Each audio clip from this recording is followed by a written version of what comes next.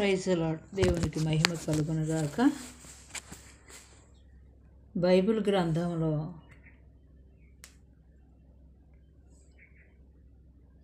యెషయా గ్రంథం 37వ అధ్యాయము. ఈ అధ్యాయంలో 36వ అధ్యాయము, 37వ అధ్యాయము, 38వ అధ్యాయాలు, యెషయా గ్రంథం 36, 37, 38 అధ్యాయాలు మనం దేవుని వాక్యాన్ని మరి పరిశీలించినప్పుడు అక్కడ హిజ్కియా రాజు, ఆ రాజు యొక్క 14వ సంవత్సరమున అష్షూరు రాజైన సన్హెరీబు యూదా దేశంలో ప్రాకారంగల పట్టణములన్నిటి మీదకి వచ్చి వాటిని పట్టుకున్నాడు.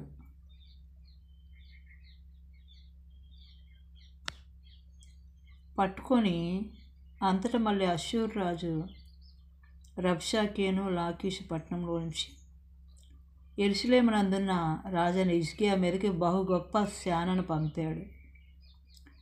వారు చాకిరేవు మార్గమందున్న మెరక కొలను కాలువ యొద్ద ప్రవేశింపగా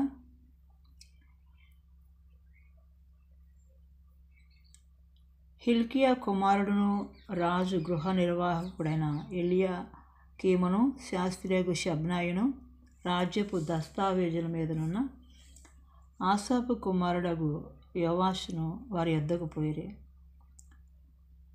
చూడండి, అక్కడ హిజ్కియాతో ఈ మాటలు చెప్పమని చెప్పి సన్హెరీబు రాజు చెప్తున్నాడు. నీవు నమ్ముకున్న ఈ ఆశ్రయాస్పదుడు ఏపాటి ప్రయోజనకారి? యుద్ధ విషయంలో నీ యోచనయో నీ బలం ఒట్టి మాటలే. ఎవరిని నమ్ముకొని నా మీద తిరుగుబాటు చేయుచున్నావు అని ఇక అక్కడ ఏమంటాడంటే, ఎవరిని నమ్ముకొని నా మీద తిరుగుబాటు చేయుచున్నావు? నలిగిన రెల్లు వంటి ఐగుప్తుని నేను నమ్ముకొనిచున్నావు కదా. ఒకడు దాని మీద ఆనుకున్న ఎడల అది వాని చేతికి గుచ్చుకొని దూసిపోవును. ఐగుప్తు రాజైన ఫరో అతను నమ్ముకున్న వారందరికీ అట్టివాడే. మా దేవుడైన యెహోవాను మేము నమ్ముకున్నామని మీరు నాతో చెప్పుదురేమో. సరే, యెరూషలేమందున్న ఈ బలిపీఠం వద్ద మాత్రమే మీరు నమస్కారం చేయవలనని యూదా వారికి, యెరూషలేము వారికి ఆజ్ఞ ఇచ్చి, హిజ్కియా ఎవని ఉన్నత స్థలములను బలిపీఠములు పడగొట్టినో ఆయనే కదా యెహోవా. ఇక్కడ ఏమంటున్నాడంటే, 2000 రథాలు పంపిస్తాను హిజ్కియా, పని ఎక్కటానికి మీ దగ్గర కనీసం రౌతులు ఉన్నారా? నీకు ఆ శక్తి ఉందా అని చెప్పి ఒక ఎగతాళికరంగా, లేని ఎడల నా యజమానుల సేవకులు అత్యల్పుడైన అధిపతిని నీవెలాగూ ఎదిరిస్తావు అని చెప్పి ఒక ఎగతాళికరంగా మాట్లాడుతూ హిజ్కియా రాజుని అంటాడు, సన్హెరీబు రాజు. ఇంకా అంటాడు, హిజ్కియా చేత మోసపోకడి, మిమ్మల్ని విడిపించడానికి వానికి శక్తి చాలదు. యెహోవాను బట్టి మిమ్మల్ని నమ్మిస్తున్నాడు అని. హిజ్కియా మాటలన్నీ కూడా మోసపు మాటలే. ఎందుకంటే నా చేతిలోంచి విడిపించే వాళ్ళు ఎవరున్నారు? అయితే నేను ఎంతోమంది దేవతలు అన్న వాళ్ళను కూడా జయించాను.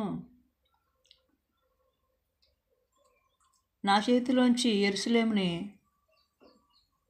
విడిపిస్తారా? ఈ దేశంలో దేవతల్లో ఏదైనా తన దేశాన్ని నా చేతిలోంచి విడిపించడం కలదా? లేదు కదా. అందుకని హిజ్కియా చెప్పే మాటలు నమ్మొద్దు, అతను మోసపు మాటలు చెప్తున్నాడని చెప్పేసి సన్హెరీబు 2000 రథాలను పంపించిన ఎక్కటానికి కనీసం నీ దగ్గర రౌతులు లేరని చెప్పేసి ఎగతాళికరంగా మాట్లాడతాడు. ఒక ఉత్తరాన్ని పంపించినప్పుడు ఆ మాటలు అన్నప్పుడు హిజ్కియా యెషయా గ్రంథం 37వ అధ్యాయంలో ఈ మాటలు ఉంటాయి. హిజ్కియా ఆ మాటలు విని తన బట్టలు చింపుకొని గోనె పట్ట కట్టుకొని యెహోవా మందిరంలోకి పోయి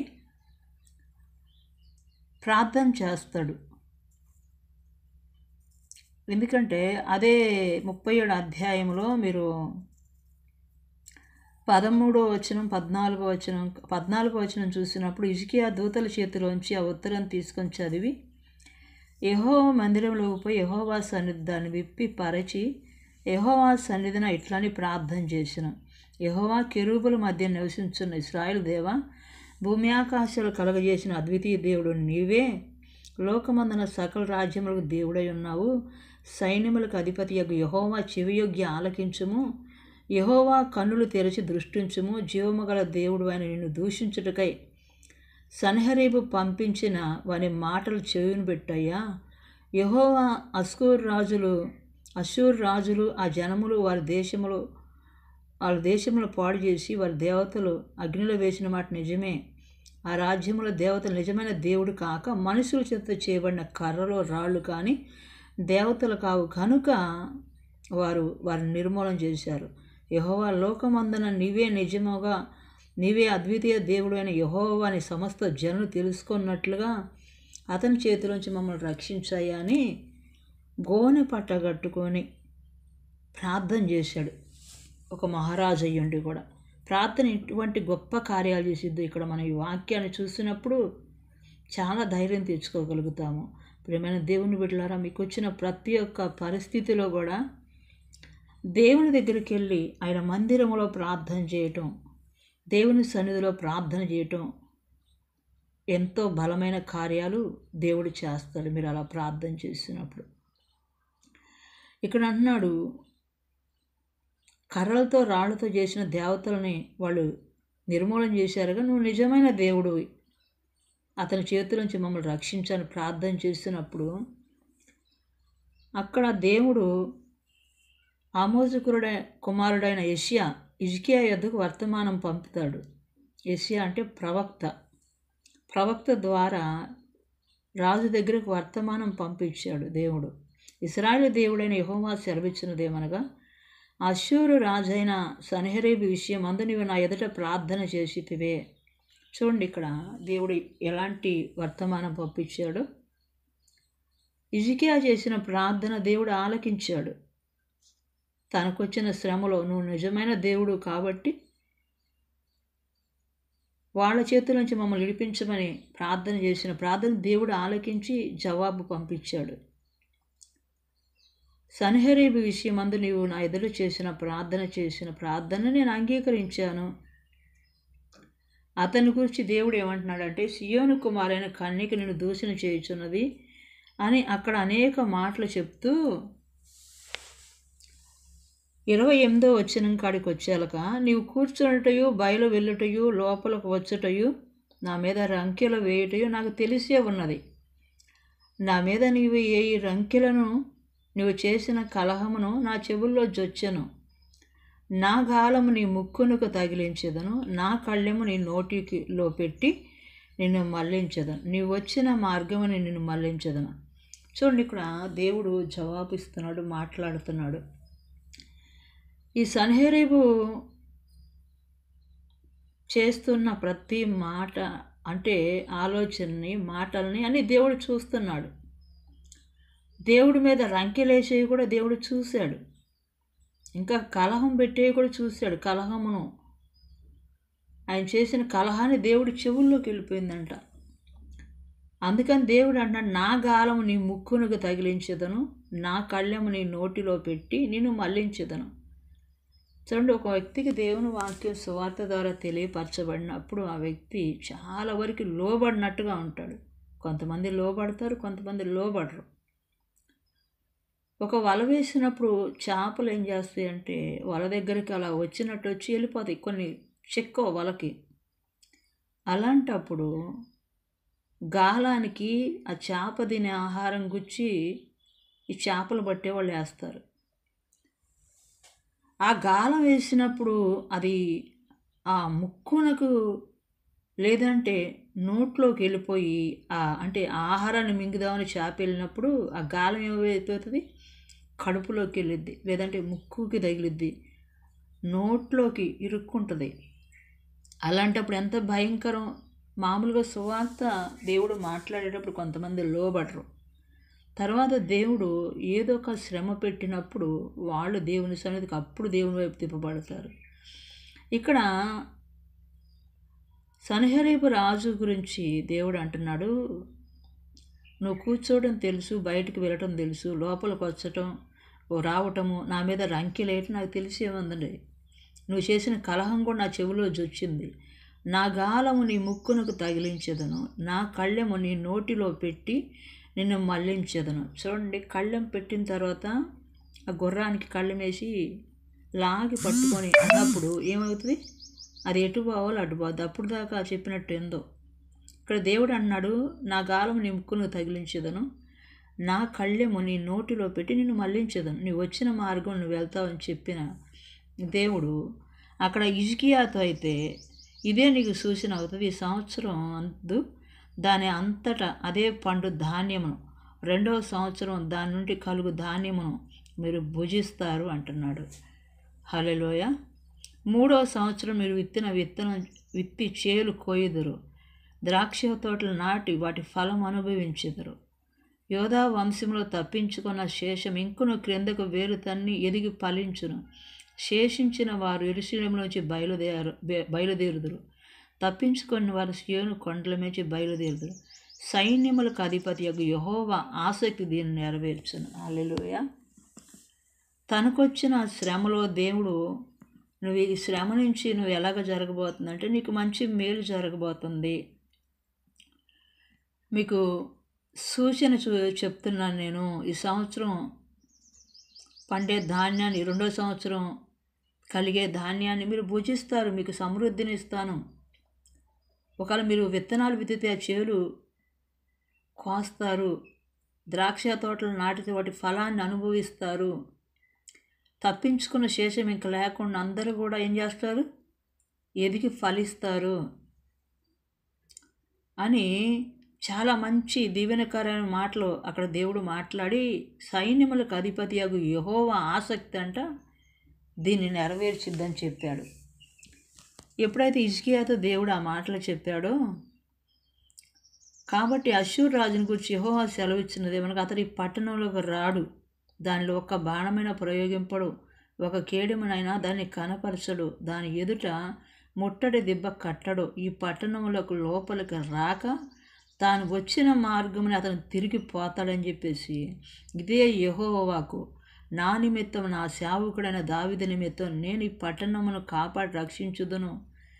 అంతటా ఎప్పుడైతే దేవుడు ఈ మాటలు చెప్పాడో, అంతటా యెహోవా దూత బయలుదేరి అష్షూరు రాజు దండుపేటలో 185,000 మందిని మొత్తాడంట. ఒక్క దూత 185,000 మందిని ఒక్క దూత మొత్తాడు. ఉదయం ప్రజలు అక్కడ జనాలు లెగవగానే వారందరూ కూడా ఎలాగున్నారు? మృత కళేబరాలుగా ఉన్నారంట. అష్షూరు రాజు సన్హెరీబు కూడా తిరిగి వెళ్ళి నినెవే పట్టణంకి వచ్చి నివసించి, తర్వాత అతడు నిస్రోకు అను దేవత మందిరమందు మొక్కుతున్నాడు వెళ్ళి దేవత ముందు. ఎప్పుడైతే మొక్కుతున్నాడో అప్పుడు దాకా తన కుమారులు అక్కడే దాగుకొని ఏం చేశారు? ఎప్పుడైతే ఇతను మందిరం మందు తన దేవత దగ్గర మొక్కుతున్నాడో, అతని కుమారులైన ఇద్దరు కూడా ఏం చేశారు? ఖడ్గంతో తండ్రిని చంపి అరారాతు దేశంలోకి తప్పించుకొని పోయారంట. చూడండి, అతనికి బదులుగా మరి అతని కుమారుడు రాజు అయ్యాడు. చూడండి, దేవుడు సన్నిధిలో ఒక సమస్య వచ్చినప్పుడు హిజ్కియా ఎలా ప్రార్థన చేశాడు?